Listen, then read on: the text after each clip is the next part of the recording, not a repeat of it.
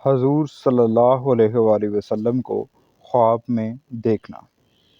وظیفہ نمبر 1، جمعے کی شب کو بعد نماز عشاء 1000 مرتبہ سورہ الکوثر پڑھ کر سو جائیں۔ اول و آخر یہ درود شریف پڑھیں: اللہم صلی علی سیدنا محمد وعلی آل سیدنا محمد بعدد معلوم اللہ کا۔ وظیفہ نمبر 2، جمعہ کی نصف شب میں سورہ قریش 1000 بار باوضو پڑھ کر سو جائیں۔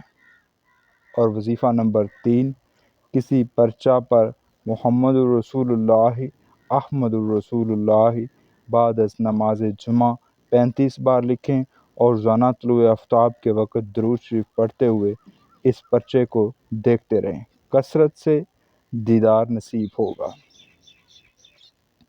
اور وظیفہ نمبر 4، 2 رکعت نماز پڑھیں، ہر رکعت میں سورہ الفاتحہ کے بعد 100 بار سورہ اخلاص پڑھیں، پھر یہ دعا پڑھیں: بسم اللہ الرحمن الرحیم، یا محسن یا مجمل یا منعم یا متفضل آرانی وجہہ نبی کا صلی اللہ علیہ وسلم۔